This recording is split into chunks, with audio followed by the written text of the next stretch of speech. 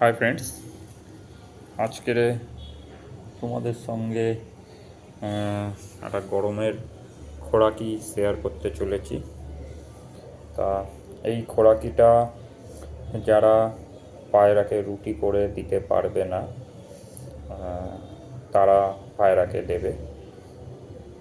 অনেকে বলে যে দাদা সম্ভব হবে না পায়রাকে রুটি করে দেওয়া বা কিছু, তাদের জন্য এই খোরাকিটা রেগুলার বেসিকে সকালবেলা চলবে। এই খোরাকিটা পায়রার বডি অনুযায়ী দেবে, পায়রার যেরকম বডি ভাঙবে সেরকম হিসাবে এটা দেবে।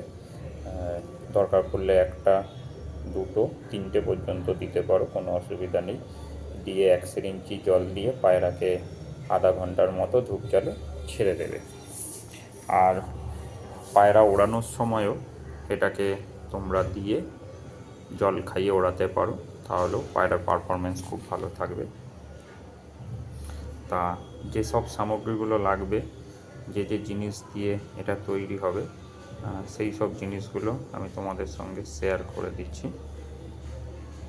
আলমন্ড বাদাম লাগবে 250 গ্রাম, খোয়া ক্ষীর লাগবে 100 গ্রাম, কিশমিশ লাগবে 25 থেকে 30 গ্রাম, মোনাক্কা লাগবে 50 থেকে 75 গ্রাম, ভালো মধু যেটা হয় সেটা লাগবে 50 গ্রাম, আর আমলকির মোরব্বা লাগবে 1 খানা।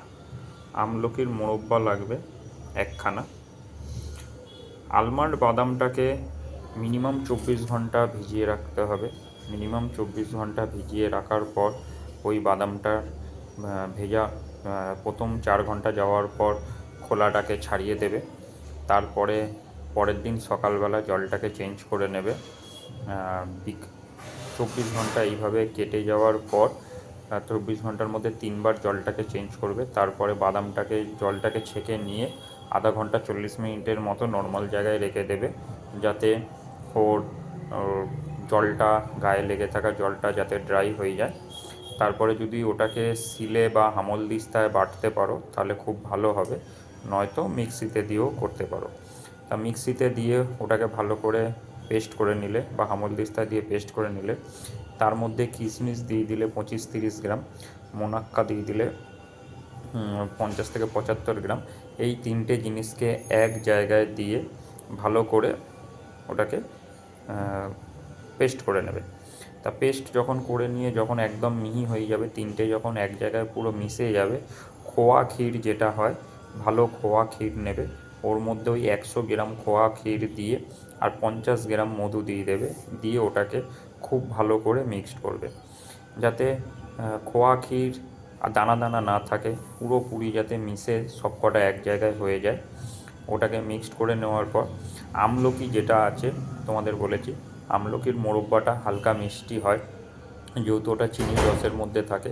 ওটাকে ফাটিয়ে 2 টুকরো করে ঘন্টা 2-3 মধ্যে জলের মধ্যে দিয়ে দেবে।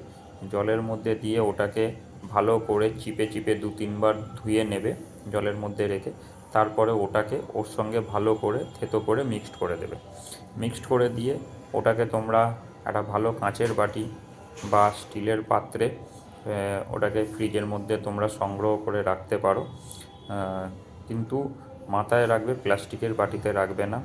আর এটা পায়রাকে দেওয়ার মিনিমাম 3 থেকে 4 ঘন্টা আগে ফ্রিজ থেকে বার করে দেবে, এবং তোমার পায়রার বডি গঠন কীরকম আছে, বডি কতটা ভেঙেছে, সেই হিসাবে তোমরা পায়রাকে এটা দেবে।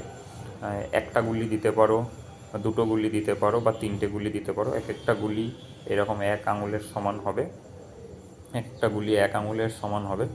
তার যদি খুব বডি ভেঙে যায় 3টে দেবে, নর্মাল বডি থাকলে 2টো দেবে, আর শুরুতে একটা দেবে।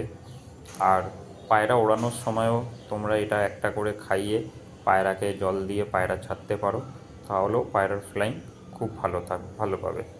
তা যদি ভিডিওটা ভালো লাগে তাহলে লাইক করো, শেয়ার করো, আর অতি অবশ্যই সাবস্ক্রাইব করো।